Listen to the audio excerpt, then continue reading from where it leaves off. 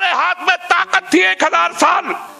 अगर हमने आस्थाओं की इज्जत न की होती तो इस मुल्क में एक मंदिर बाकी नहीं रह सकता था।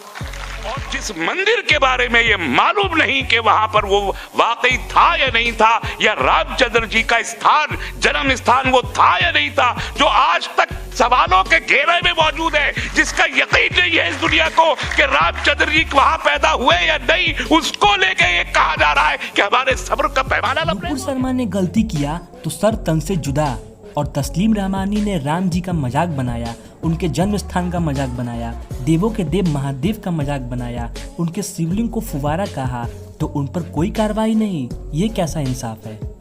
जी हाँ, हम उसी तस्लीम रहमानी की बात कर रहे हैं जो खुलेआम बाबरी मस्जिद का गिरने का रोना रोता है और आम पब्लिक को भड़काता है। खुलेआम भगवान राम के जन्म स्थान अयोध्या नगरी होने पर भी सवाल खड़ा करता है और ज्ञानवापी में मिले शिवलिंग को फुआरा बताता है। ये एक बार नहीं बार बार कहता है। अगर रोकने की कोशिश करे तो काट कर कहता है और आपत्ति दर्ज कराने पर राक्षसी अट्टहास करता है। वो हमारे भगवानों का अपमान करता है, लाखों करोड़ों हिंदुओं की भावनाओं के साथ खिलवाड़ करता है, लेकिन इस रहमानी के खिलाफ कोई कुछ नहीं बोलता है। आखिर क्यों आज तक वो खुलेआम घूम रहा है? क्यों कोई कोर्ट ने उसके खिलाफ उसके मुंह पर कोई फाइल नहीं फेंकी? क्या ये मजाक है? जहां आपके भगवान का अपमान हो रहा है वहां टोकना भी क्या अपराध है? क्या देश में हिंदू होना पाप है? क्या अभिव्यक्ति की स्वतंत्रता केवल तस्लीम रहमानी को और अकबरुद्दीन ओवैसी को ही है? तो आगे चर्चा करने से पहले आपको हम दिखाते हैं तस्लीम रहमानी की कुछ वीडियो जिसको देखकर आपके खून खौल जाए। हमारे हाथ में ताकत थी 1000 साल। अगर हमने आस्थाओं की इज्जत न की होती तो इस मुल्क में एक मंदिर बाकी नहीं रह सकता था। जिस मस्जिद की शहादत को सारी दुनिया ने खुलेआम अपनी नजरों से देखा, उसकी तामीर का कोई जिक्र करने को इस मुल्क में तैयार नहीं है।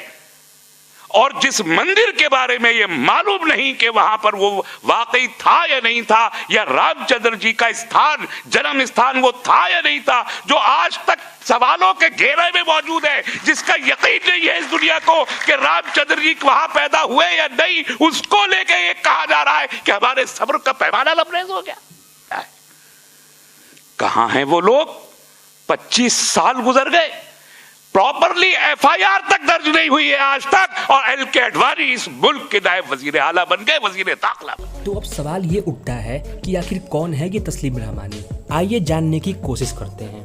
तस्लीम रहमानी एसडीपीआई का नेता है।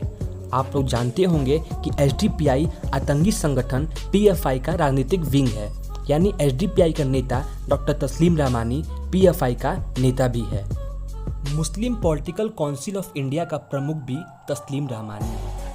आपको बता दें, तस्लीम रहमानी ने ओखला से चुनाव लड़ा था और वहां पे मात्र उसको 149 वोट ही मिला था, यानी 150 से भी कम। लेकिन जहर उगलने के मामले में तस्लीम रहमानी सबसे आगे है।